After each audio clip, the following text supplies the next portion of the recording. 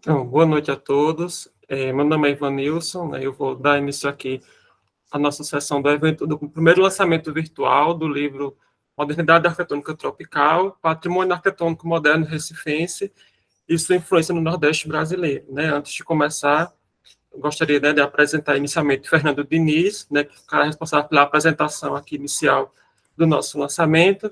Fernando, ele é arquiteto pela UFPE, historiador pela Universidade Católica de Pernambuco, é mestre em desenvolvimento urbano pela UFPE, em arquitetura pela Universidade da Pensilvânia e PhD em arquitetura pela Universidade também da Pensilvânia. Atualmente, ele é professor titular da Universidade Federal do Pernambuco, pesquisador nível 1D do CNPq e assessor ad hoc de várias agências de fomento. Foi um dos fundadores do Centro de Estudos Avançados de Conservação Integrada, o SESI, tendo sido seu diretor-geral entre 2009 e 2011, e membro do Conselho em outras ocasiões. Foi eleito 2 vezes pelo Conselho Federal por Pernambuco, no Conselho de Arquitetura e Urbanismo do Brasil, CalBR, na gestão fundadora, 2012 a 2014, e na seguinte, 2015 a 2017. Foi coordenador geral entre 2016 e 2017 do Documum Brasil. Sua área de interesse reside em teoria e história da arquitetura, história do urbanismo e conservação. Sobre estes assuntos, tem cerca de 90 artigos e capítulos de livros publicados em mais de 10 países. É também coautor do livro Um Recife Saturnino, de 2010, e organizador da arquitetura moderna do Norte e Nordeste, de 2007. Tem também experiência profissional em conservação urbana e arquitetônica. Portanto, Fernando, seja bem-vindo aqui ao nosso evento de lançamento, né, virtual. Aproveitar também, né, para apresentar a autora do livro, a Alcília Afonso. Ela é arquiteta pela UFPE, especialista em conservação urbana pelo SESI, a UFPE, mestre em História pela UFPE, investigadora europeia com diploma de estudos avançados, doutora em projetos arquitetônicos pela ETSAB, UPC da Espanha, professora adjunta ao curso de Arquitetura e Urbanismo da Universidade Federal de Campina Grande, na Paraíba. Também é professora efetiva do Programa de Pós-Graduação em História, também da UFCG, coordenadora do Grupo de Pesquisa Arquitetura e Lugar e do Comitê Nacional de Documentação do ICOMOS Brasil. É membro expert do Super Heritage Documentation e membro do TIC Brasil. Na gestão 2022-2023, também exerce o cargo de coordenadora geral do Documum Brasil. Então, também, para a Cília, aqui, seja também muito bem-vinda aqui ao nosso evento de lançamento.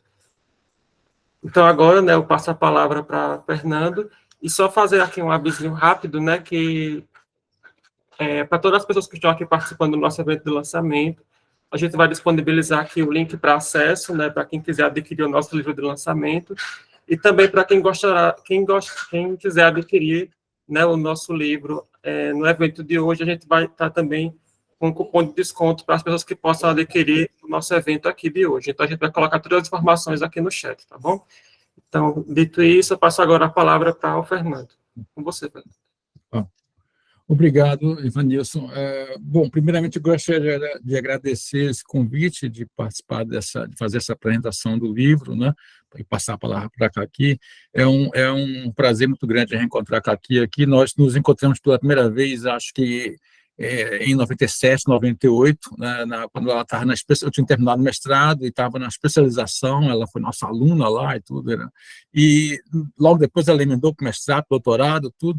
Nós nos reencontramos, eu também fui para o doutorado, e nos reencontramos aí em meados dos anos 2000, né, voltando os dois do doutorado em diferentes países, e desde então a gente está sempre em contato e eu pude testemunhar nesses anos todos, né, o esforço, né, dela, tanto pela documentação, pela preservação da arquitetura moderna, pelos estudos, né, e a sua preocupação com o ensino também, né.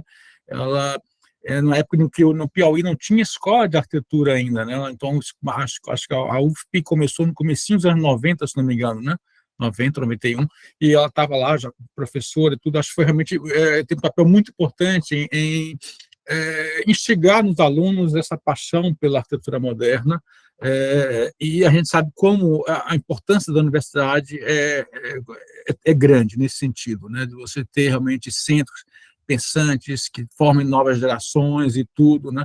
E em cidades que começaram isso depois, caso de Teresina, né? Isso foi realmente uma coisa muito importante. Só depois que nós tivemos várias outras escolas, né?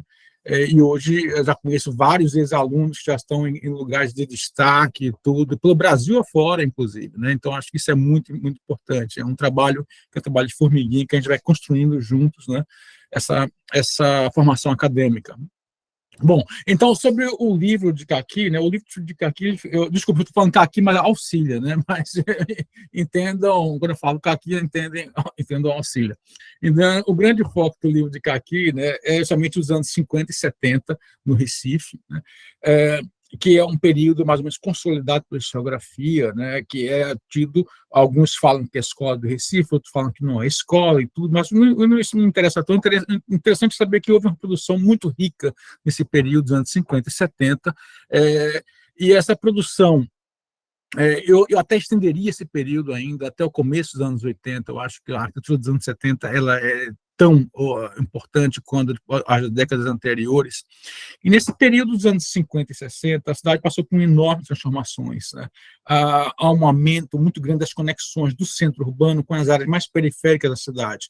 A cidade era conhecida por ter uma estrutura de um centro denso, formado por 4 bairros, e de uma rede, né, de núcleos periféricos espalhados por toda a planície da cidade, que eram ligados por vias, por linhas de bondes e tudo, numa formação quase como uma formação tentacular, né? E, a partir desse período dos anos 50, há um processo de ocupação, né, muito rápido desses espaços intratentaculares. E é justamente nesses bairros, né, essa ocupação vai sendo feita por meio de aterros e tudo, justamente nesses bairros como Espinheiro, Madalena, Hipódromo, Casa Forte, Boa Viagem, onde a arquitetura moderna vai se expressar, né? E essa expressão vai se dar justamente pela residência unifamiliar e pelo edifício multifamiliar em altura.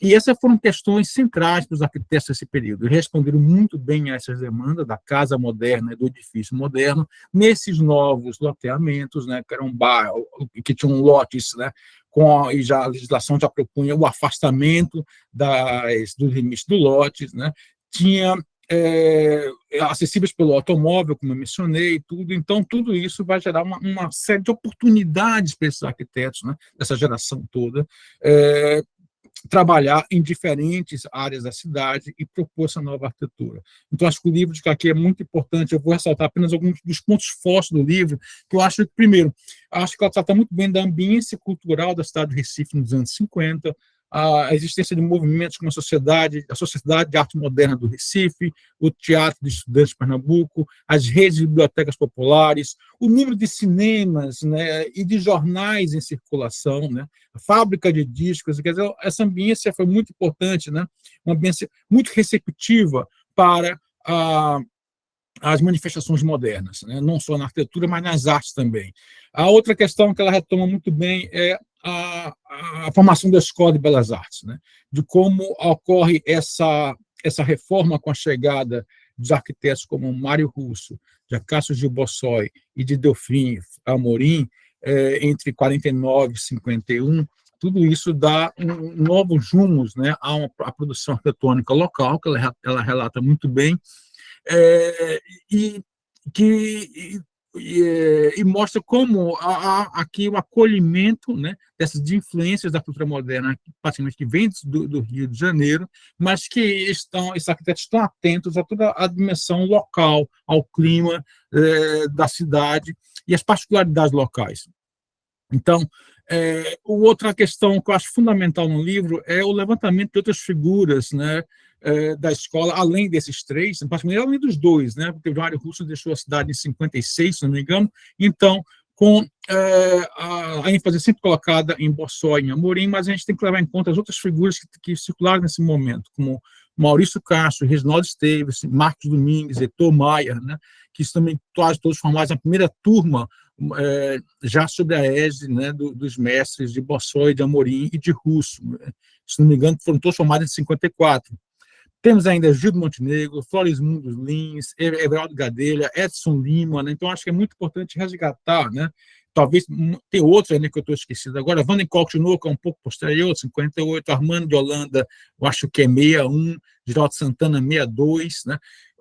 Algumas datas, Zé Luiz Amor Menezes, 58, então algumas datas posso não estar preciso nisso daí. Mas o que eu acho importante é levantar essas figuras. Eu me lembro muito bem de um artigo, né, que ela publicou na Vitruvius, logo após a tese, acho que foi 2005, 2006, levantando essas figuras que nós conhecíamos de nome e tudo, foram professores nossos, alguns deles, né, já quando eu entrei na faculdade já estavam aposentados, a maioria, mas eu cheguei a ser aluno de Marcos Domingues ainda, né, e de Gildo Montenegro, e de Gadelha, mas nós não conhecíamos, não tinha ainda uma dimensão, muitas dessas obras não eram conhecidas, não tínhamos publicações de revistas locais, se pudéssemos registrar essas obras, era tudo muito na questão de passar de geração para geração, as pessoas falando naquela casa interessante, quando a gente ia lá ver, a casa já estava toda descaracterizada, já destruída, né? Então, isso foi muito importante para registrar essa produção. E essa pesquisa foi muito aprofundada, que ela fez com a questão dos arquivos, e nos arquivos da prefeitura, e particularmente nas entrevistas, né? Ela teve a sorte de recolher, mais ou menos, eu acho que aí entre 2000 e 2004, mais ou menos, né? Importantes testemunhos de todos esses arquitetos, né? E quase todos esses que eu acabei de mencionar, eles faleceram entre 2008, mais ou menos, e 2020, né? Então, nós perdemos toda essa segunda geração de arquitetos modernos, incluindo Bossoi, em 2009, né?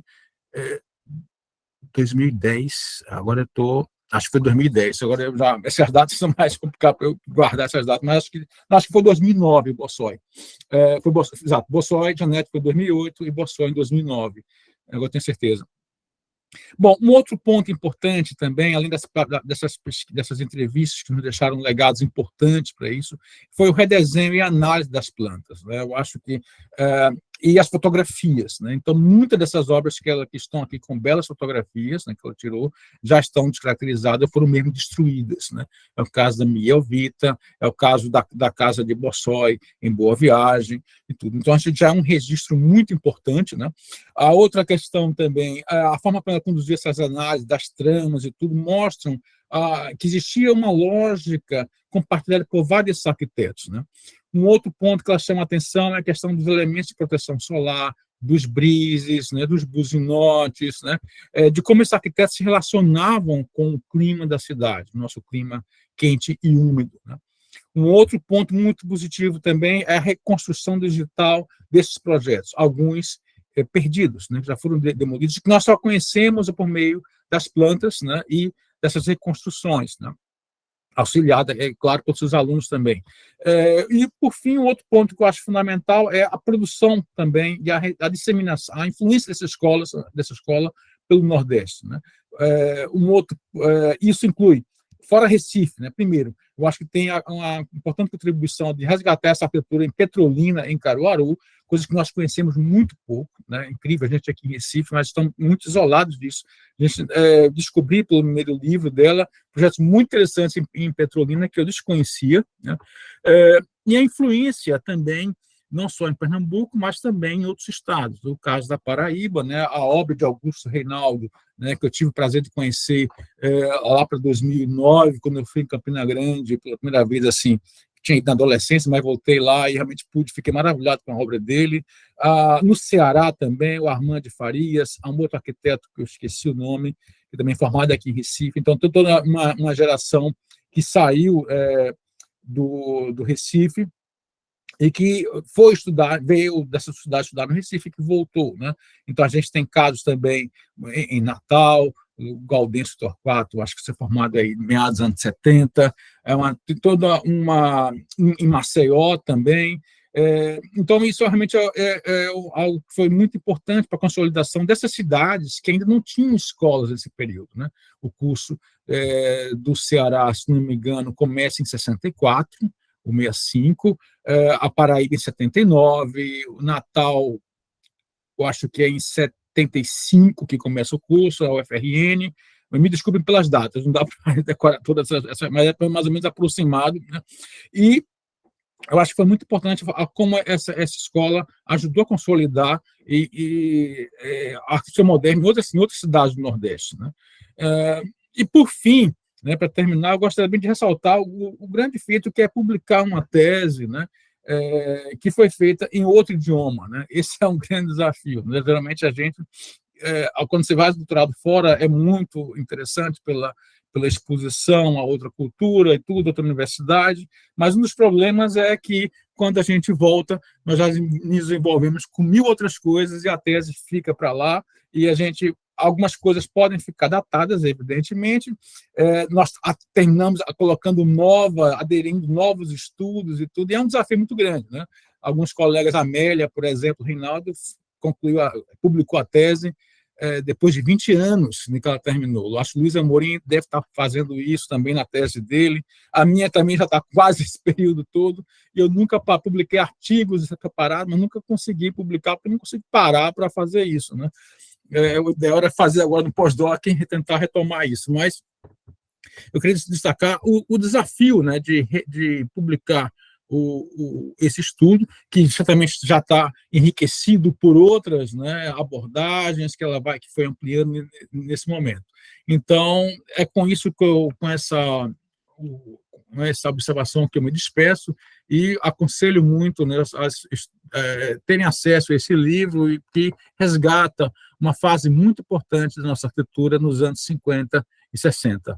Muito obrigado. Desculpa, acho que não passei do tempo não, né? Tranquilo? Muito obrigado por estar aqui e parabéns pela sua contribuição. Então, Ivanilson, eu posso começar? Tá, obrigado, Fernando. Antes de passar a palavra para aqui, né, só explicar aqui para as pessoas a rápida sinopse do livro, né, que ela vai apresentar agora um pouco mais detalhada sobre o que de fato trata o livro, né? Então, o livro ele é composto por 17 capítulos, e eles foram divididos em duas partes, né? A primeira ela é voltada à produção moderna arquitetônica recifense, que é composta por 9 capítulos. E essa parte ele foca a produção local realizada pelos profissionais precursores que atuaram na cidade, como profissionais liberais ou professores, como o Fernando bem falou. E a segunda parte, ela está direcionada à difusão dessa modernidade em outros estados nordestinos. E aí é formada por 8 capítulos e vai se focar em alguns estados principais, como os estados de Paraíba, Ceará e Piauí, através dessas conexões profissionais que aconteceram com a Escola do Recife. Através dessa publicação, né, ela deseja realizar um trabalho de educação patrimonial para a sociedade e também revalorizar o papel da arquitetura moderna pernambucana no Nordeste brasileiro. E esse projeto do Modernidade Tropical, ele foi contemplado, né, pelo edital do Fucultura Geral, pelo Estado de Pernambuco, do ano de 2020 ao 2021. Então, agora eu passo a palavra para a Kaki, né, para que ela possa agora explicar um pouco mais sobre o conteúdo desse livro. Bom, boa noite a todos, a todas, a todos, como a gente diz, né, atualmente. Antes de tudo, eu quero agradecer aqui a presença de Fernando Diniz, como ele falou, uma amizade que vem dos anos 90, quando eu fiz o SESC, do MDU, em 98, fui aluna dele, orientanda, certo? Sobre a conservação do patrimônio moderno, naquela época já. Naquela época, em Recife, eu estava fazendo mestrado, orientado pela Sônia Marques, na área de História da Arquitetura, e trabalhando Luiz Nunes. E foi muito legal, porque a partir de 97, 96, faz muitos anos, aqui talvez, eu já tinha, não é, um olhar sobre a arquitetura moderna, certo?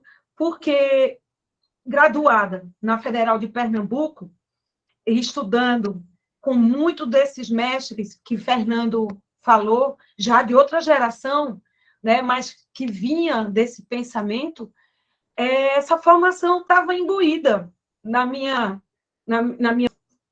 existência, na minha formação como arquiteta, como aluna naquela época. E eu sempre tive um olhar sobre as obras de Luiz Nunes, que estavam na cidade que eu nasci, Recife, que eu me criei, eu passei muitos anos, e que nunca deixei, mesmo trabalhando em Teresina, mesmo morando lá há anos, depois em Barcelona, e um pouco cigana pelo meio do mundo. E hoje trabalhando na UFCG, em Campina Grande. Então, assim, eu quero muito agradecer a Fernando, que tem feito parte dessa trajetória em vários momentos.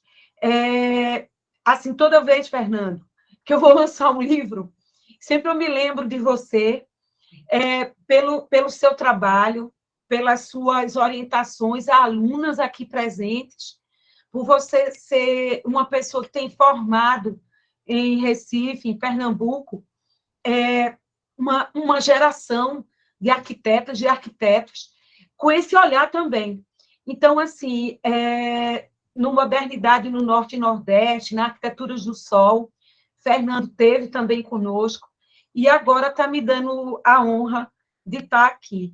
Agradeço demais, ele está fazendo um pós-doc dele nos Estados Unidos, está lá, mas está aqui com a gente, e eu fiz questão de fazer esse lançamento virtual para ser uma possibilidade, para possibilitar a conexão da gente de vários lugares no Brasil e de fora. Essa apresentação vai ficar gravada, a gente vai subir no nosso canal no YouTube e vai ficar como um documento, mais um registro disso que está acontecendo.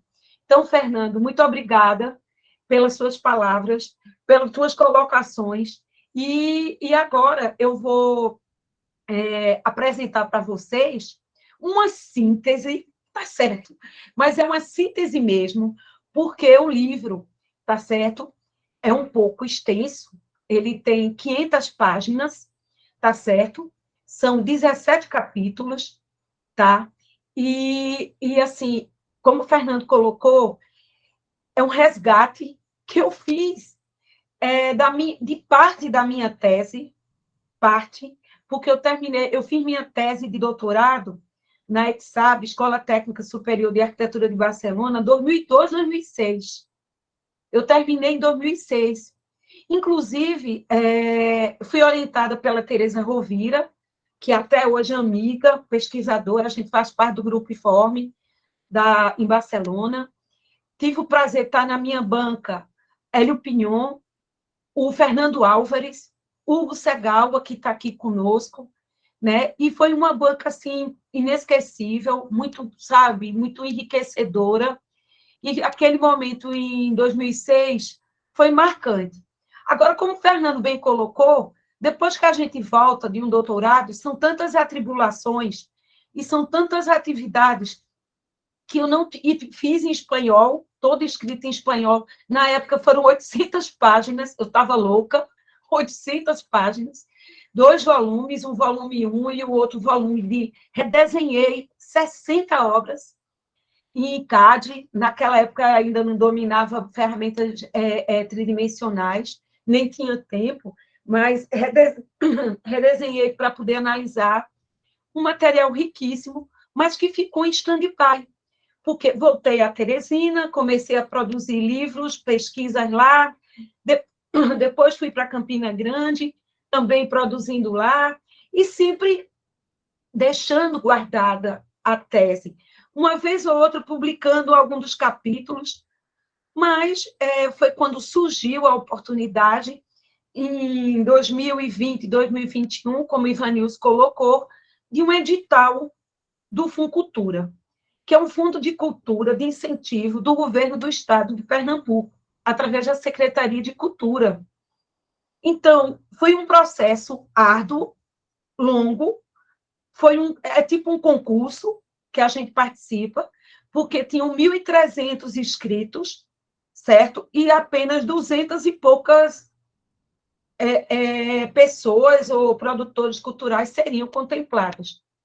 Então, eu, para não perder a oportunidade, virei produtora cultural, me cadastrei, todo um processo no Prosas, me cadastrei no Funcultura, montei um projeto, certo, de captação de recursos, totalmente destrinchado, e é bom que vocês saibam como funciona isso, para ver o trabalho que é, né, fora o livro em si, mas o projeto, para poder ter o recurso e ter uma equipe que eu quero aqui, pode passar, Ivanilson, eu quero aqui agradecer a minha equipe de produção, que a gente só não faz nada.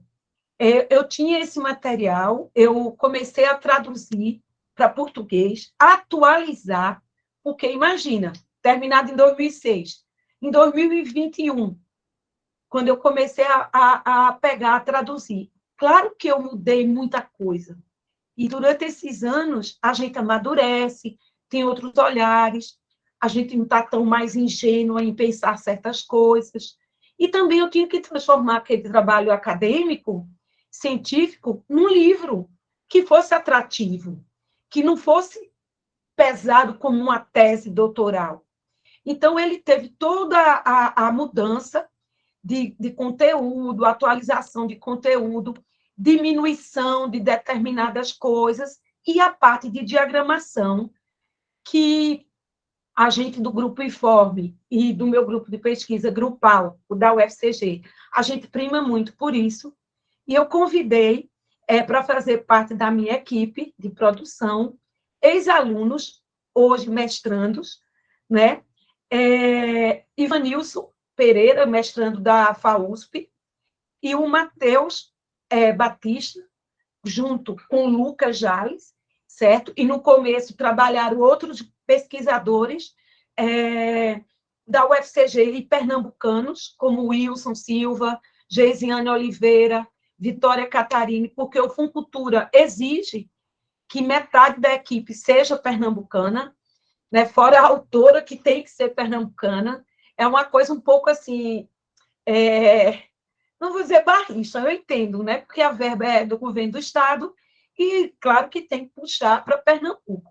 Mas eu montei essa equipe multidisciplinar e, no segundo momento que o projeto foi aprovado, eu pude continuar trabalhando com Ivanilson Pereira e com Lucas e Matheus nessa diagramação do livro, que, modesta parte, ficou muito bonito, certo? A gente tem um padrão gráfico, que quem me conhece ao longo dos anos sabe, eu gosto de trabalhar com formato quadrado, 21 por 21, isso é uma linha um pouco que vem também do Grupo Informe, da gente lá, da ETSAB, e todos os meus livros, eu sempre trabalho com esse formato, com exceção do e-book Campina Moderna, que foi um formatinho diferente, mas todos são quadrados, certo? Com o mesmo tipo de fonte, porque eu gosto que os livros tenham essa identidade. Outra coisa que eu prezo muito, e a minha equipe já sabe disso, que trabalhou comigo, é a questão da qualidade das imagens. Eu acho que quando a gente fala de arquitetura, e de arquitetura moderna, principalmente, que é o nosso enfoque, eu acho que a fotografia, certo? Como já disse Pignon, né? Ela diz muito, as miradas intensivas sobre os objetos arquitetônicos, sobre os edifícios. Inclusive, Fernando, eu me lembro, no Momotu da vida, a gente fazendo, né? Conversando, esse ângulo aqui está massa, esse aqui também. Aí eu me lembro, quando a gente estava em Manaus, eu, Fernando, o Ricardo Paiva, a gente ficava tipo, esse ângulo aqui vai dar uma foto bonita, porque é muito importante a gente saber documentar a arquitetura, saber mostrar o que tem valor na arquitetura. Não é? Um bom enquadramento, uma boa fotografia, ela diz muito. E eu aprendi isso com Hélio Pignon, confesso para vocês. Durante o doutorado, Hélio tinha uma disciplina, miradas intensivas, e ele frisava muito isso. A gente tinha 2 disciplinas no doutorado. De 200 fotos, a gente tinha que selecionar 5 que sintetizasse a obra, vendo detalhes, enquadramentos. Então, o livro tem uma parte gráfica, uma pegada gráfica muito forte. Outra coisa também, não só de fotografias, resgate imagético de material de projeto. A maior parte dos desenhos, na época, eu fiz no doutorado, as plantas, os cortes, as fachadas que eu busquei, os originais nos arquivos públicos, da Universidade Federal de Pernambuco, da DIRCOM, da Prefeitura, e eu redesenhei 60 projetos. Alguns, como o Fernando frisou, com o passar dos anos, não foi na época da tese, eu pude aprofundá-los e a gente reconstruir virtualmente, como eu fiz com a Casa Miguel Fita, que o Ivanilson, inclusive, na época, era estudante de arquitetura bolsista, me ajudou, com o Museu de Arte Moderna do Bossói, que a Tayane me ajudou. Então, assim, a CILP, certo? Então, a gente reconstruiu virtualmente algumas dessas obras, fazendo um importante acervo documental contemporâneo. Porque também, como o Fernando disse, muitas foram destruídas, certo? Então, após esse breve agradecimento à minha equipe, e parabenizar a dedicação, o comprometimento, a responsabilidade, a criatividade de Ivanilson, de Matheus, de Lucas, certo? Que sempre tiveram comigo em todo esse trabalho. Toda a capa é criação do Ivanilson, e pode passar, e essa capa, ela diz muito do que é a arquitetura moderna pernambucana, e recifense, especificamente, porque ela tem uma influência forte da Bauhaus, então, por isso que é uma capa neoplástica, a gente passou essa discussão, certo? É meio mondrianesca, e, ao mesmo tempo, ela trabalha com elementos climáticos, as peles, os invólucros da nossa arquitetura moderna recifense. Os brise-soleil, do Mário Russo, os cobogós do edifício Santo Antônio de Bossói, da Casa Lisanel, as janelas do Clube Líbano, que hoje é um restaurante, o detalhe da porta vazada com cobogó de Delfim Amorim. Então, a capa, criada pelo Ivanilson, certo? Discutida com todos nós, ela tem essa referência à Bauhaus, né? As cores primárias, e também, indiretamente, as cores do meu estado, Pernambuco, mas sem querer ser assim tão direta. É uma coisa assim que tem todo esse conceito por trás dessa capa, para vocês entenderem a concepção dela. Pode passar. E o livro, como foi dito pelo Ivanilson, ele está dividido em duas partes, certo? A primeira parte, com 9 capítulos, que eu vou falar, pode passar, e a segunda parte, com 8 capítulos, tá certo? Então, formando um conjunto de 17 capítulos. Mas vamos lá. Então, vamos para a primeira parte. Eu vou procurar ser sucinta, prometo a vocês, porque se eu fosse falar sobre cada capítulo desse, seria uma aula. Inclusive, eu quero dar aqui um spoiler para vocês, que eu vou fazer, com a minha equipe, um mini curso sobre esse livro, viu, Fernando? A gente vai fazer um mini curso online para todos os pesquisadores poderem conversar comigo e a gente ver cada capítulo desse, fazer um mini curso para educação patrimonial. Porque, gente, como eu falei, o livro tem 500 páginas. Alguns capítulos, pode passar, são bem extensos e bem ricos. E, claro, a gente que é professora, certo? Tem essa coisa meio didática, uma mania, eu não consigo fazer diferente, de ter uma linha, construir uma linha, certo? Eu não podia falar da arquitetura recifense e sua influência no Nordeste brasileiro, alguns estados, eu vou explicar isso, certo? Sem começar do princípio, como tudo começou. Então, de uma forma sucinta, sem querer ser repetitiva, certo? Nesse primeiro capítulo, pode passar, eu falo sobre os princípios universais que regem a arquitetura moderna, citando nele os principais autores, os principais personagens, porque é a base para qualquer pesquisador que estuda moderno entender o que é arquitetura moderna. Então, de uma forma sucinta, mas lembrando e citando quem trabalha mais sobre isso, tá? a importância de Le Corbusier, da Bauhaus, de Mies van der Rohe, de pensadores como o Colin Howey, certo? Como Corrun, como Pignon, estão atrás desse capítulo. Então, esse capítulo é um capítulo introdutório, tá? Para quem quer entender o que é a modernidade universal. Pode passar.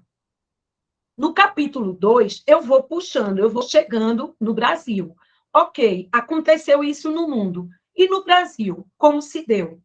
Então, o cenário da arquitetura moderna no Brasil, tá? Pode passar. Eu falo nesse capítulo, eu escrevo, né, nesse capítulo, sobre os trabalhos precursores dos arquitetos pioneiros. O Gregório Warszawski, em São Paulo, a ponte dele com Lúcio Costa, o papel fundamental de Lúcio Costa nessa discussão, as visitas de Le Corbusier ao Brasil, 3, em 29, em 43, se eu não me engano, eu estou meio ruim de data também, Fernando, e em 63, quando veio visitar Brasília. Então, esses personagens foram fundamentais na construção da modernidade brasileira. E todo pesquisador precisa entender isso, porque tinham os princípios universais que foram adaptados a uma realidade brasileira tropical. Naqueles anos, o discurso de Lúcio Costa é fundamental em adaptar aos trópicos, né, aos materiais, à deficiência de mão de obra, a uma indústria ainda incipiente, certo? Há uma série de dificuldades no cenário nacional, tá? Mas que, de uma forma aguerrida, os modernos brasileiros desse momento, e aí a gente frisa a importância de Niemeyer também nessa construção, como uma referência. E doa quem doer, a gente sabe que Niemeyer, apesar de muitas críticas que tem, mas ele foi, assim, uma pessoa importantíssima nessa construção, tanto na Nova Cap, em Brasília, mas lá antes, em Pampulha, nos anos 40, quando ele trabalha em Pampulha com o JK, essa amizade dele com o Juscelino Kubitschek foi fundamental, começando em Minas, depois indo para Brasília, né, e repercutindo em todos os outros estados brasileiros. Brasília era a referência, certo? Inclusive, a gente pode constatar isso vendo as revistas Brasília, que estão disponíveis online no arquivo do Distrito Federal. Vocês podem baixar lá todas, e vocês vão ver que esse Oscar Niemeyer era um danado. Tinha revista, escrevia livro, projetava, morreu com 105 anos projetando, e na época da modernidade era grande referência prática, não de discurso, mas prática, era Niemeyer. Vamos lá. Então, esse capítulo trata sobre isso, e vocês podem ler, se aprofundar, discutir, pode passar. No capítulo 3, aí eu vou chegando ao Recife. Eu vim lá da discussão macro, cheguei no Brasil e vim para Pernambuco. Quando a gente chega em Recife, inclusive o Fernando citou, né, alguns trechos do que eu trato nesse capítulo, e eu acho essa imagem muito significativa. O Zeppelin pousando no mangue. Recife é mangue até hoje. A cultura mangue é muito forte.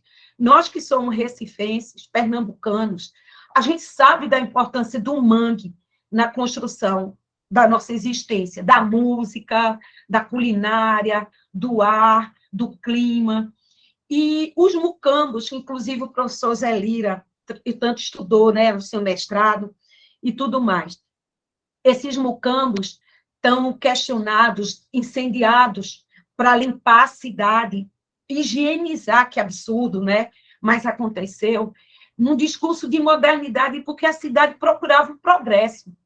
Inclusive, Fernando, no mestrado dele, né, Fernando, estudou Recife nessa construção desses bairros, como ele citou aí, os aterros, das áreas como Afogados, áreas de Boa Viagem, que estavam sendo, né, aterradas para poder aumentar a parte continental da cidade, que é muito aquática, né, porque Recife é um tentáculo entre canais, entre dois rios, o Bibiribe e o Capibaribe, e dentro desse cenário de mangue, de cultura mangue tão trabalhada por Josué de Castro também, e debatida por Hinojosa, por Gilberto Freire, é nesse cenário de embate entre o tradicional e o moderno que entra a vontade de ser moderno. Né? E eu me lembro muito do livro do Antônio Paulo Rezende, Desencantos Modernos, que também, assim, eu tive o prazer de ser aluna dele no mestrado de História, e me influenciou bastante nesse olhar sobre a modernidade pernambucana. E não tem como a gente estudar o moderno sem contextualizar historicamente a cidade que a gente está estudando. Então, nesse capítulo, eu fui atrás de entender o que era moderno em Recife nos anos 50. Era o IAB sendo criado, era a Revista do Norte, do meu falecido tio-avô, Manuel Caetano de Albuquerque Melo, José Maria de Albuquerque Melo, certo? Era o concurso do IEP, com Marcos Domingos, com Carlos Correia Lima, participando e fazendo um projeto belíssimo, certo? Eram os cinemas, eram os jornais, certo? Eram as rádios, eram gravadoras como a Rosenblitz. Recife efervescia.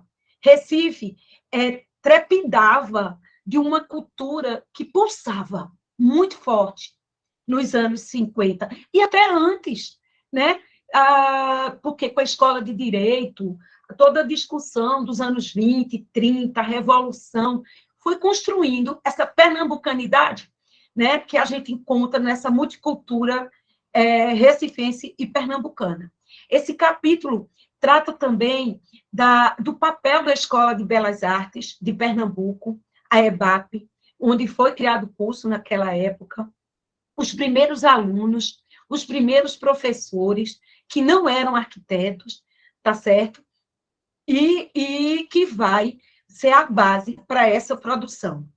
É um capítulo muito rico que eu aconselho a todos olharem com bastante atenção. Pode passar.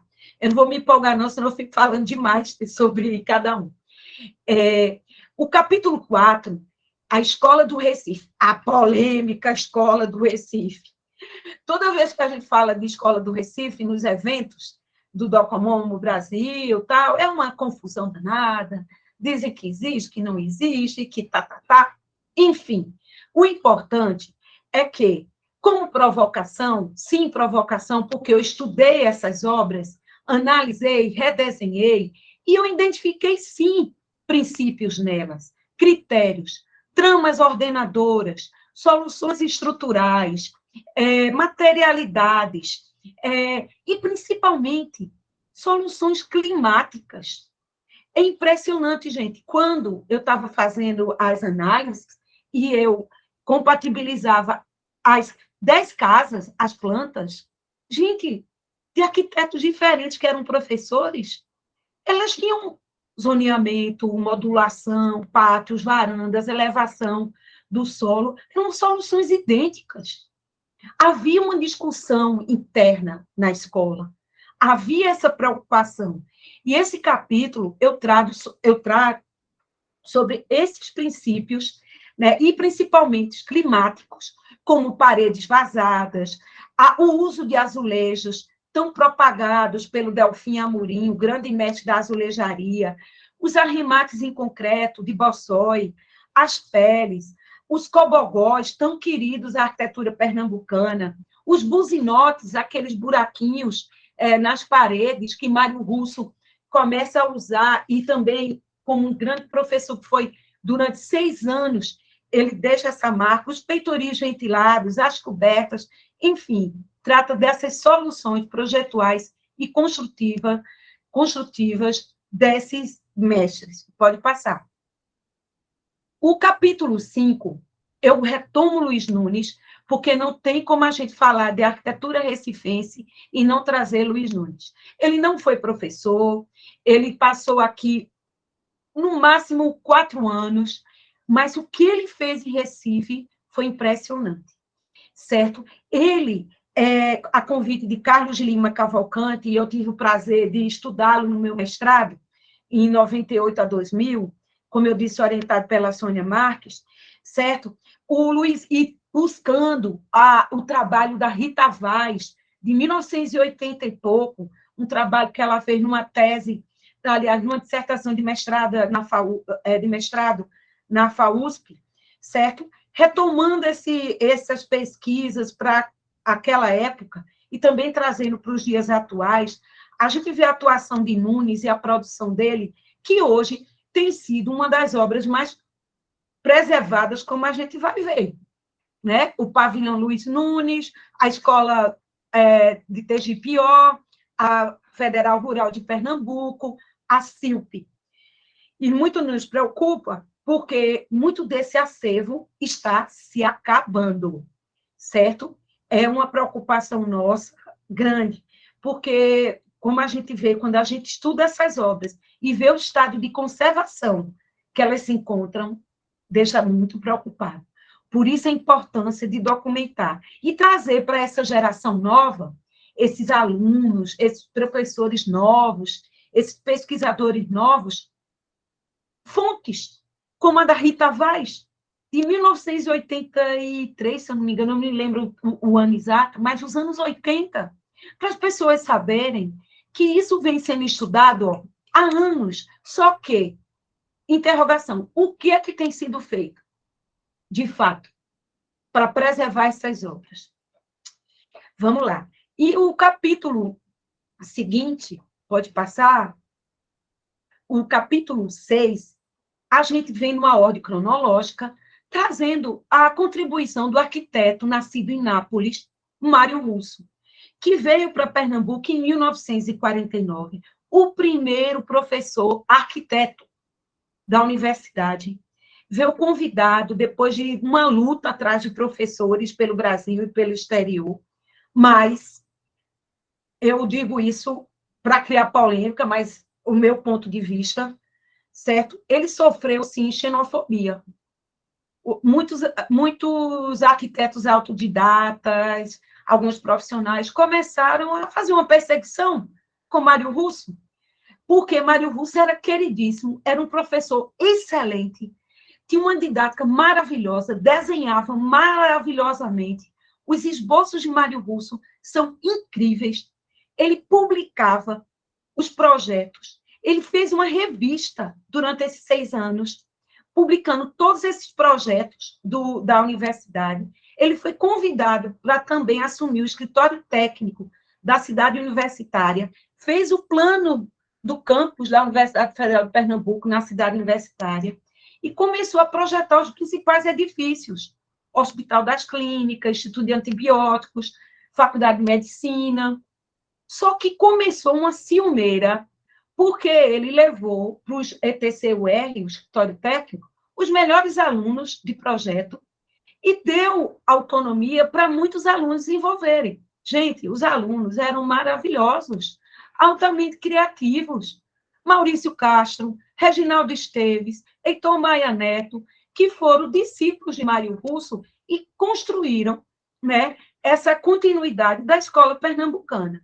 Mas o Mário Russo saiu de Pernambuco muito sentido, pediu demissão em fevereiro de 1955, após 6 anos de grande luta. Nesse capítulo, inclusive, eu faço uma menção aqui a Renata Cabral, que foi uma pesquisadora que, primeiro, se dedicou a estudar a obra de Mário Russo. Inclusive, eu consultei muito o trabalho da Renata, consultei o material que ela doou, que conseguiu com a família de Mário Russo a fundagem aqui em Pernambuco, e pude redesenhar algumas obras por ele produzidas, certo? E fiquei realmente encantada com a qualidade do projeto de Mário Russo.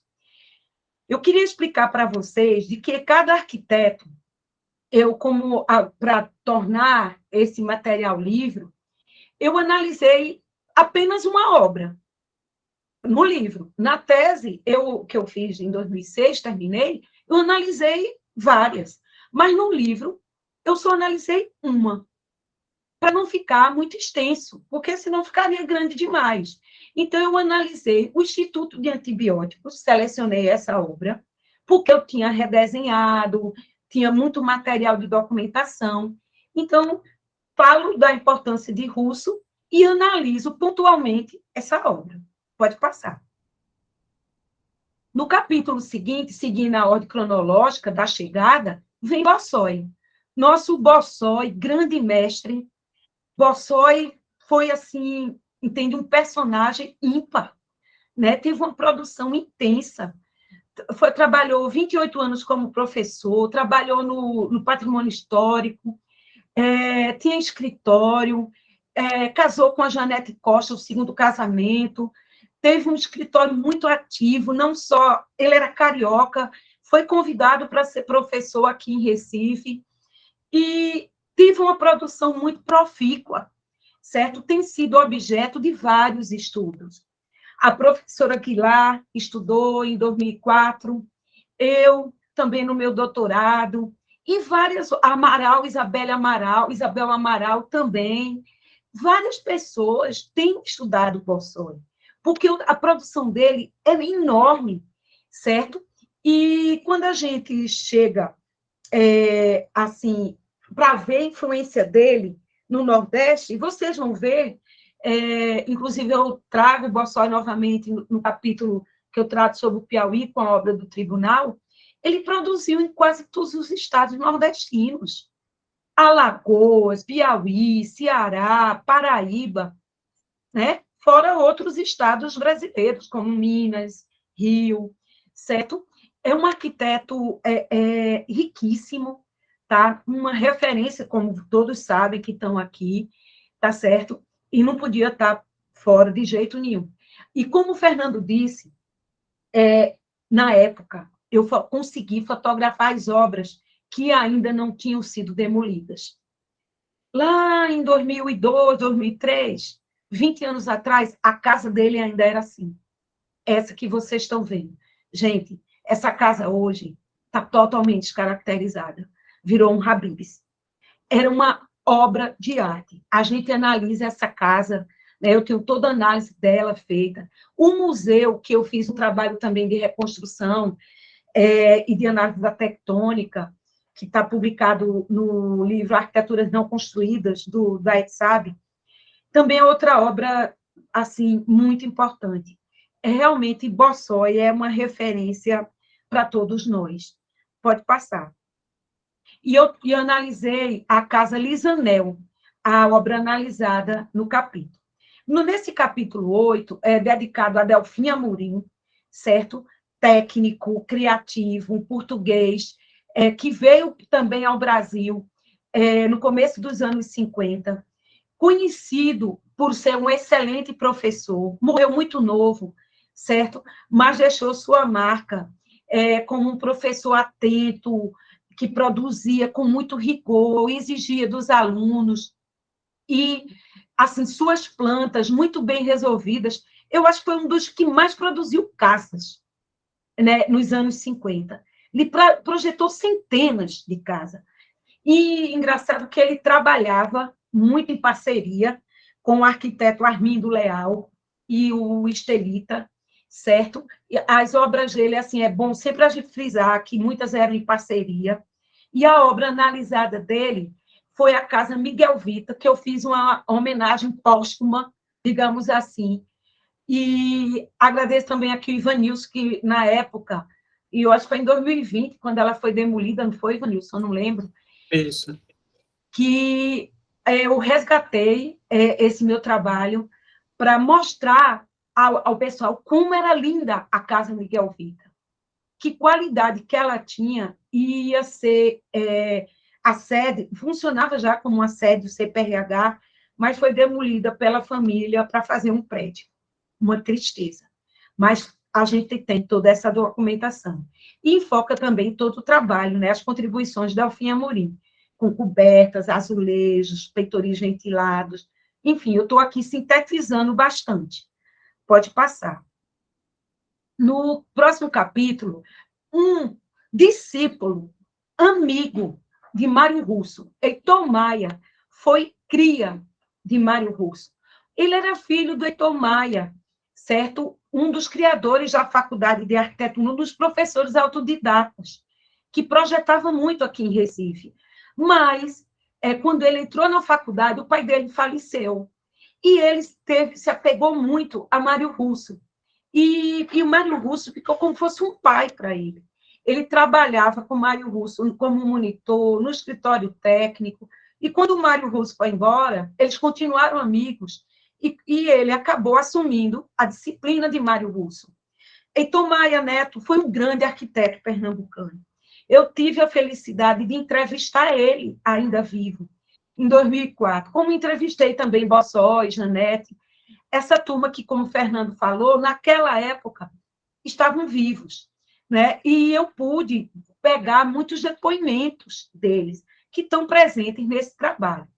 E a Casa Analisada é uma obra-prima da arquitetura pernambucana, fica aqui em Aldeia, Camaragibe, no Grande Recife, e só está preservada porque é numa área de condomínios ecológicos. É a Casa Torquato, que eu vejo uma influência muito forte, um mix, sabe? Eu acho um mix de Vila Nova Artigas, nessa fachada principal, e do Lúcio Costa, no tratamento posterior da casa, do hotel de Nova Friburgo. Lá. Então, assim, ele traz essa influência dessa modernidade carioca e paulista do Paraná, né? Porque Vila Nova Artigas era de Londrina, mas ficou em São Paulo muitos anos, mas eu vejo essa forma trapezoidal, com essa viga, dessa fachada. É tipo uma fachada meio que quero ser moderna, e lá atrás ele joga, né, esses detalhes de muxarabis, de pilares de madeira, que o hotel projetado por Lúcio Costa, né, que vocês lembram, tem muito desse projeto. É uma obra-prima, está muito bem conservado, é a casa de uma família de advogados aqui, tradicionais, de Pernambuco. Pode passar. E aí a gente vai para a segunda parte. A gente viu, nessa primeira parte, esses mestres, esses pioneiros, Luiz Nunes, Mário Russo, Bossói, Amorim, certo? Heitor Maia, mas quem veio depois? Depois, e até paralelo, porque tudo isso, minha gente, estava acontecendo nos anos 50. Os anos 50 foi de uma efervescência incrível. E, ao mesmo tempo que alguns professores, como Mário Russo, partiam, outros iam assumindo lugares, certo? E traziam essa influência dos seus professores, porque eles trabalharam durante 5 anos direto com eles. Então, esses discípulos, pode passar, a gente pode citar aqui, e eu tive o prazer, viu, Fernando, de entrevistar todos. Fui na casa deles, conversei com eles, almocei com alguns, lanchei com outros. A gente ficou muito amigos. Tenho fotos deles até hoje, assim, tenho o maior carinho. Eram meus amiguinhos da modernidade. E, assim, eu me lembro muito quando eu fui conversar com o professor Maurício de Castro, que figura, no apartamento dele lá nas Graças, que queria ser piloto de avião, mas que foi um arquiteto incrível, professor, tinha um escritório que fez muitas obras em Recife, né? E naquela época teve um papel preponderante. Outra figura que era um cavalheiro, um gentleman, Reginaldo Esteves. Que homem fino, que homem culto, que pessoa querida. Fui estar com ele na casa dele, em Casa Forte, naqueles anos. Almoçamos juntos, visitamos obras juntos.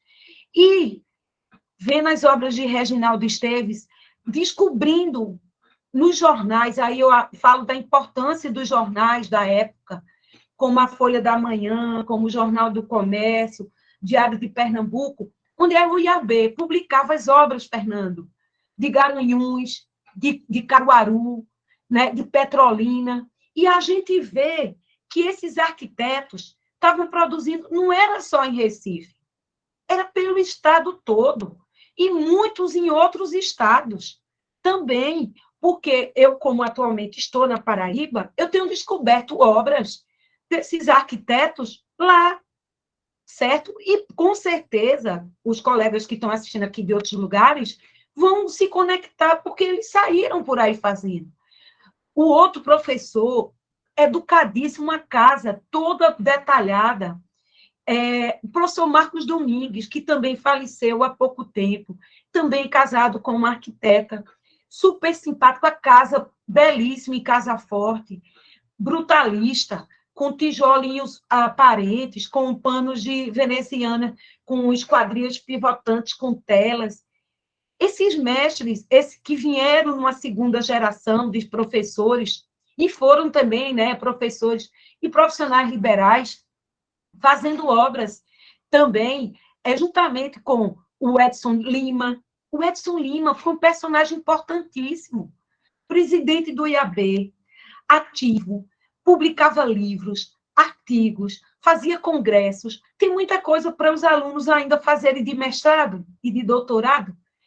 O Valdeci Pinto, gente, o Valdeci Pinto, com obras aqui em Pernambuco, no estado todo, na Paraíba, muitas obras em João Pessoa, até em Campina Grande. Outro arquiteto riquíssimo, que também ninguém estudou ainda, Paulo Vaz.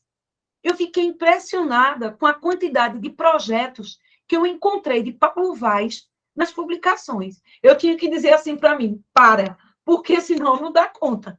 Porque é muita coisa. E aqui fica a pista, a dica, para outras pessoas pesquisarem esses profissionais. Pode passar.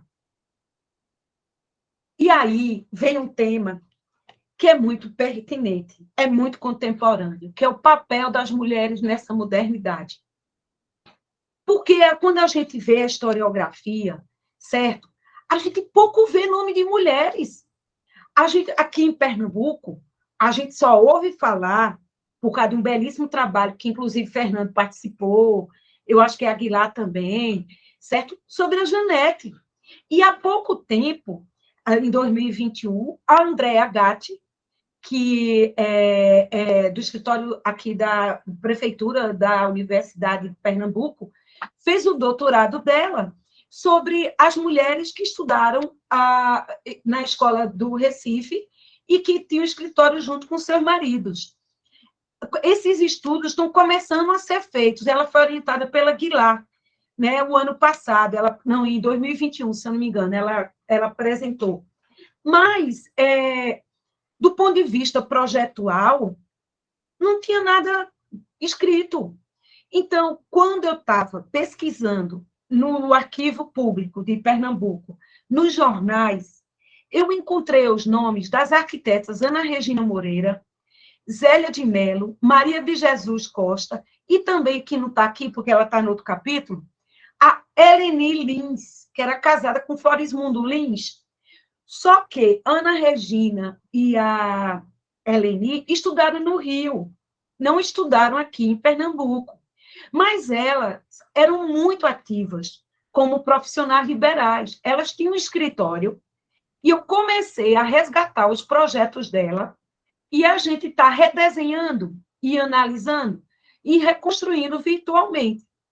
Porque eu quero, a partir de agora, né, de uns 2 anos para cá, resgatar esse trabalho das mulheres, porque como mulher, como nordestina, como pernambucana, eu acho importante a gente ver o que foi produzido por essas mulheres arquitetas, não como esposas, mas elas enquanto profissionais, produtoras de projetos, de obras, certo? E o enfoque é arquitetônico desse olhar e dessa pesquisa que se inicia, inclusive.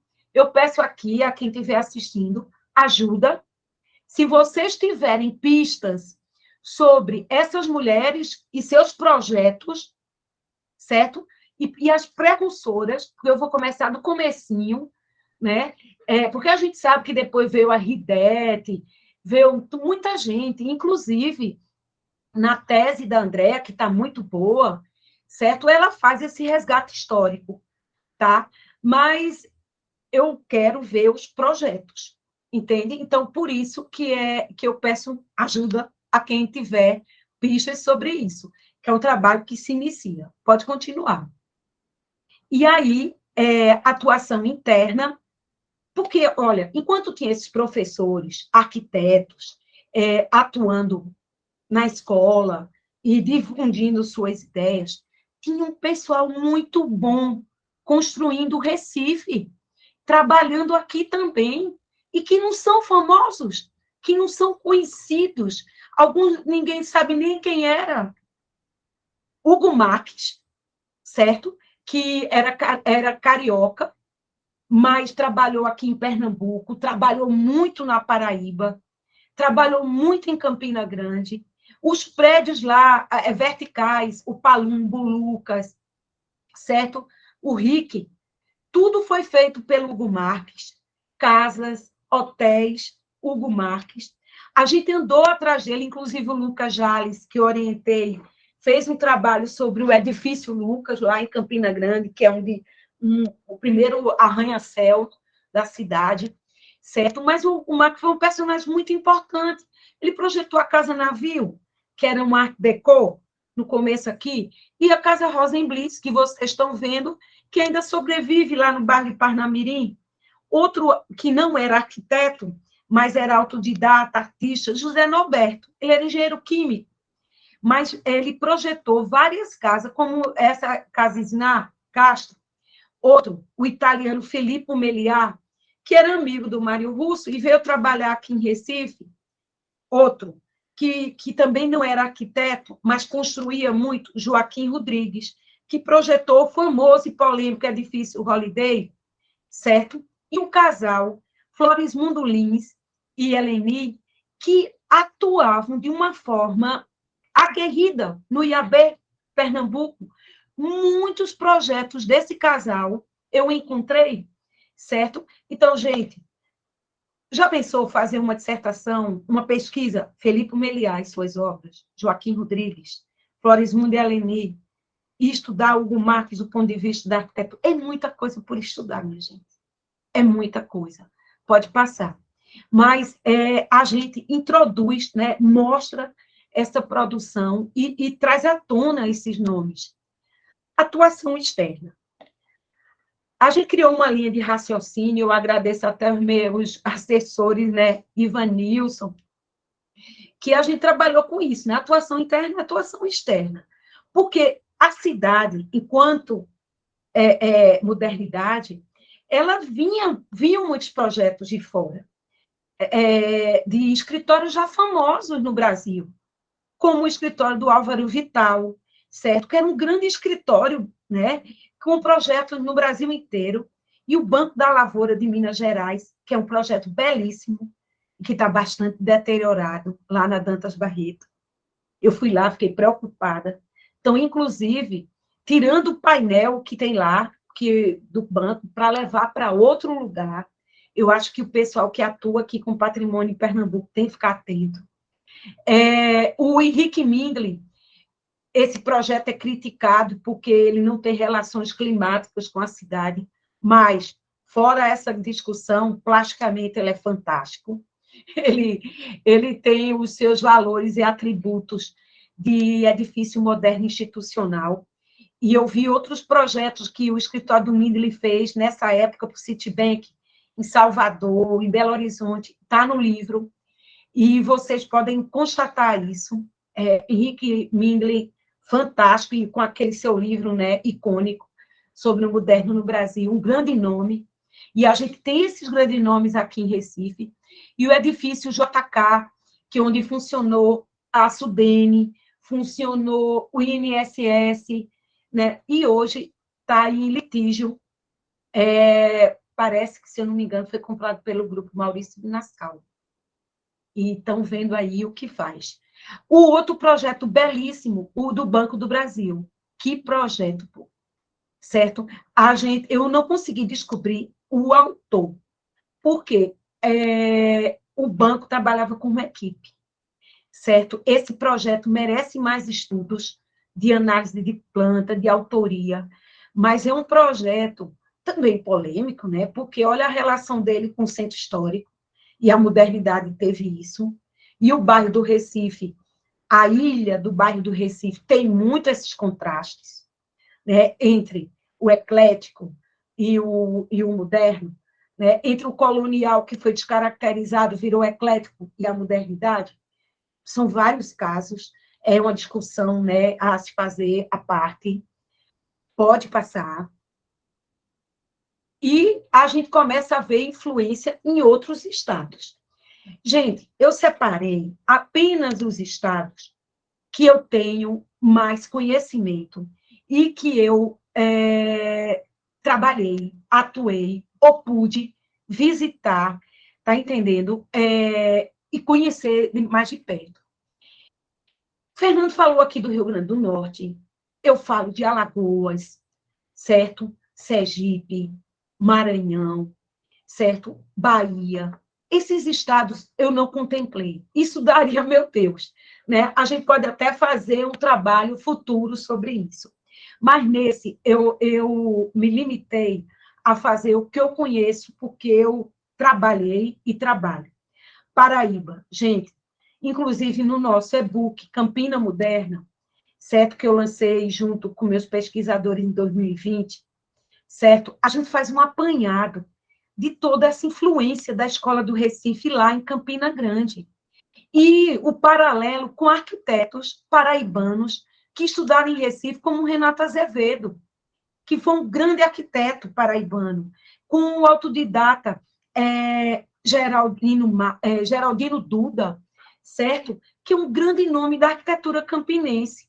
Agora, lá, os precursores da modernidade foram recifenses ou olindenses, como Augusto Reinaldo, Tertuliano Dionísio e o Hugo Marques, que teve por lá, que não era pernambucano, mas tinha escritório aqui, e o Heitor Maia. Então, o pessoal de Recife está muito presente lá, na Paraíba.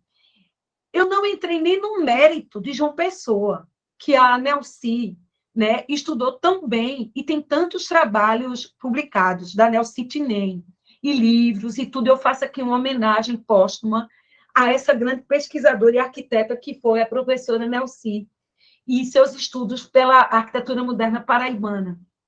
E mais, lá em Campina Grande, nosso grupo, o Grupal, tem feito um trabalho assim muito importante de resgate disso, e alguns exemplos, como o da Escola Politécnica, do projeto do Heitor Maia Neto, que é uma joia dessa arquitetura, desse concurso, desse projeto que ele participou, e que apenas esse pedacinho que vocês estão vendo aqui sombreado foi construído. E a gente redesenhou, reconstruiu virtualmente, tem feito todo um estudo. Pode passar. Eu aconselho a quem quiser saber mais, ver o e-book Campina Moderna, que pode ser baixado na editora da UFCG. O capítulo 15, eu fiquei, quando eu estive no Ceará, o ano passado, com o pessoal do Documon no Ceará, Ricardo, Beatriz Diógenes, Romeu Duarte, a Márcia, que estava aqui com a gente, né? Eu fiquei encantada, porque quando a gente fala do Ceará, a gente pensa logo só boçói. Mas, gente, descobri arquitetos porque eu já estava nessa pesquisa, que estudaram aqui em Recife, que trabalharam com Mário Russo, que foram alunos de Bossói, de Delfim, e que faziam lá em Fortaleza uma arquitetura maravilhosa, certo? Como José Armando Farias. Esse prédio, o Romeu Duarte apresentou no evento ano passado, eu fiquei muito curiosa, e eu descobri que o filho dele tem um memorial na casa dele das obras desse arquiteto. Olha que luta da documentação. A Beatriz e o Ricardo fizeram um artigo muito bonito sobre esse arquiteto, e algumas obras, certo? E no livro eu dedico uma análise desse edifício, e junto com esse outro, do arquiteto Ivan de Brito, que morreu há pouco tempo, faleceu, um arquiteto que nasceu no norte do país, mas que foi morar no Ceará, estudou em Recife, aqui na escola, voltou para Fortaleza e foi um grande arquiteto, professor, e fez projetos maravilhosos, que o professor Clóvis Jucá, certo, no seu livro, que ele resgata a documentação arquitetônica do Campus Benfica, né, tem essa obra que eu fiquei apaixonada, está preservada, conservada, existe ainda, lá perto do campus, que é a Casa do Estudante. É uma joia da arquitetura, onde adota todos os princípios de modernidade, né, que ele aprendeu, porque ele estagiou aqui no ETC-UR, com Mário Russo. Ele convivia, né, ele era amigo de turma desses discípulos, né, Maurício de Castro, Reginaldo Esteves, era tudo colega, e as ideias ali, tudo, né, circulando. Pode passar. Então, a arquitetura cearense tem uma produção incrível. Lá no Piauí, eu saí do Piauí, mas eu não esqueço o Piauí, foi um estado onde eu trabalhei muitos anos, e assim, tenho recordações muito boas de meus ex-alunos, hoje professoras, professores, certo? E onde a gente fez um trabalho bem importante, eu tive a oportunidade de resgatar a arquitetura moderna, piauiense, teresinense, com vários livros, Guia da Arquitetura Moderna em Teresina, documentos, certo? E foram anos trabalhando lá, e eu trouxe como recorte dessa produção o trabalho do escritório de Bossói, certo? Que é a joia do Tribunal de Justiça. Nesse projeto, que inclusive Ana Rosa Negreiros estudou no seu mestrado, orientado pelo Mafuz, com minha coorientação, fez um livro que o Fernando, inclusive, fez a apresentação, né, Fernando? E esse prédio estava correndo sérios riscos de descaracterização, queriam construir um anexo, pode passar, que ia descaracterizar completamente a obra, uma obra-prima da arquitetura brasileira, de uma linguagem brutalista, de uso de brise-soleils, com escada metálica helicoidal, com grandes varandas em volta, uma obra-prima, realmente, e que eu falo, né, de tudo que ele passou. Hoje, eu posso escrever sobre isso, e eu escrevi sobre isso. Na época, eu fui censurada, proibida de falar.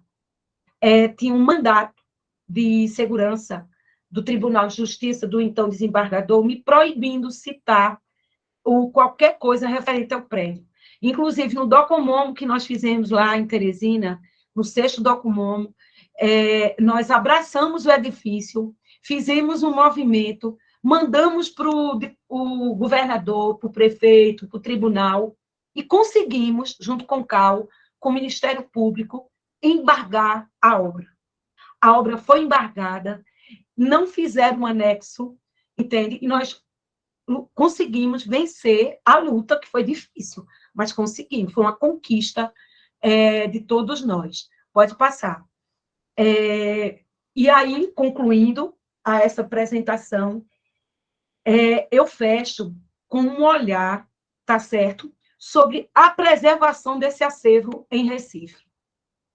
Dessas obras, porque eu acho que depois disso tudo, a gente pergunta, ok, está documentado, mas como é que está a preservação e a conservação desse acervo? Porque, como a gente tem discutido nos eventos de Docomomo, não adianta só documentar, a gente precisa conservar. E aí, pode passar, fazendo uns textos nesses últimos 2 anos, para eventos, eu acabei pesquisando sobre isso depois de 20 anos que eu tinha sido orientanda por Fernando, no curso do SESI, sobre a conservação do moderno. Eu fui ver, Fernando, como é que estava, o que era tombado em nível federal, o que era tombado em nível estadual e o que era tombado em nível municipal. e como é que estavam essas obras. Eu estive nela o ano passado, fui em todas, fotografar e ver de perto como estava. Quando eu vi o estado do pavilhão Luiz Nunes, eu fiquei triste. Inclusive, o Ministério Público agora está com processo na Federal, porque o prédio é da Universidade Federal, né, para fazer alguma coisa, porque ele é tombado em nível federal, pelo IFAM, em nível estadual e pelo município. Era a sede do IAB, mas está fechado, cheio de mato. A Escola Rural Alberto Torres, que hoje é uma escola estadual, essa, que tem essa miniatura do Palácio dos Soviéticos de Le Corbusier, que Luiz Nunes faz uma referência, também é tombado em nível federal e estadual. Essa foto está em preto e branco, porque eu me neguei a botar colorida. Ela está um carnaval de cores, amarelo, laranja, verde, assim, uma poluição, sabe? Mas, pelo menos, ela está funcionando e está bem. Outros bens, volta aquele slide, por favor, minha gente, para fechar. Aqui, pela prefeitura, a prefeitura do Recife é que tem feito um trabalho mais incisivo, porque pelo Estado e pelo IFAM só tem 2 obras. Desse tanto de obra que a gente viu aqui, apenas 2 são tombadas. O pavilhão Luiz Nunes e a escola Alberto Torres. Pela prefeitura, eles tinham antigamente as EIs, as EPs, as Zonas Especiais de Proteção Histórica, que era o conjunto da Visconde de Suassuna, do Jorge Munier, a Escola Rural Alberto Torres, como eu falei, e o pavilhão. Quer dizer, o pessoal tomba em 3 níveis. Os 2 edifícios estão tombados em 3 níveis. Mas, enquanto isso, anos depois, os IEPs, certo? De 160 quase, apenas 13 são modernos e estão protegidos pela prefeitura. O Instituto de Educação, do Marcos Domingos Carlos Corrêa Lima, o Hospital da Brigada, o Clube Náutico, o Vila Mariana, do Van de Kock, a Rural, de Luiz Nunes, a Biblioteca de Casa Amarela, do Heitor Maia, o Califórnia de Bossói, o Acaiaca de Delfim, o Esporte Clube, que eu não sei, não lembro quem é o arquiteto, a Silk, que só tem a carcaça. Eu fiquei impressionada, só tem mato e o entorno, e o invólucro. Quer dizer, minha gente, é muito pouco. Muito pouco, muito pouco. Dessas obras que eu estudei no meu doutorado, 60, apenas uma de Bossói está protegida, o Califórnia, 2 de Amorim, o Acaiaque e o INIP, e 3 de Luiz Nunes. O resto, Deus sabe o que vai acontecer. Então, pode passar. Pode passar. Eu finalizo aqui essa apresentação agradecendo de verdade ao apoio que eu tive para poder fazer esse livro do Funcultura, porque se eu não tivesse tido o apoio financeiro, não tivesse sido contemplada com esse projeto, talvez eu não tivesse incentivo para fazer, porque foi um grande desafio, foi um trabalho árduo de 1 ano e meio, me dedicando junto com minha equipe, revendo os textos, reescrevendo, redesenhando, diagramando, gráfica, impressão, correção. É um parto. Fazer um livro é um parto, certo? Mas sem o apoio do Funcultura eu não tinha conseguido, certo? Então, eu quero deixar aqui a minha gratidão ao governo de Pernambuco por essa possibilidade. Inclusive, quero dizer para vocês que eu fui contemplada com outro edital nesse ano para o Patrimônio Industrial em Pernambuco, que vai ser o meu próximo projeto, que trabalhando a Patrimônio Industrial Pernambucano, que no ano que vem, se Deus quiser, a gente lança. A gente vai trabalhar nesse ano nele, certo? Mas que é um canal, gente, para a gente tentar desengavetar nossos estudos, nossas pesquisas. Agradeço a todos vocês que assistiram aqui, que estiveram comigo aqui no lançamento, ao Fernando, pela sua participação, sempre, Fernando. E eu gosto muito que você saiba do que está acontecendo enquanto professor, enquanto pesquisador, enquanto orientador, para orientar os alunos do MDU, de outros programas de pós-graduação. Estou vendo a Juliana aqui, que estuda Delfim Amorim, Juliana Santos, né? E o meu orientando aqui, Cleiton, que estuda também Garanhuns. Assim, eu quero pedir para vocês se juntarem, sabe, a essa luta. Não só aqui quem é de Pernambuco, mas de todo o Brasil, certo? Porque o que acontece aqui acontece em várias cidades brasileiras. E esse é um exemplo de um trabalho que eu estou fazendo para vocês verem como pode ser feito e também vocês trilharem esse caminho, né? Que é um dos caminhos que a gente tem com tantas dificuldades que a gente encontrou nos últimos anos do governo que a gente teve, de pandemia que a gente passou, mas que no meio disso tudo deu para nascer esse filho que eu tenho muita honra de apresentar aqui para vocês, tá bom? E, mais uma vez, minha gratidão, de verdade, ao Ivanilson, ao Matheus, ao Lucas, que estão sempre comigo, trabalhando nas postagens, nas artes, nas diagramações, trocando ideias, porque eu gosto muito de ouvir as críticas, as contribuições. Tá bom, gente? Muito obrigada.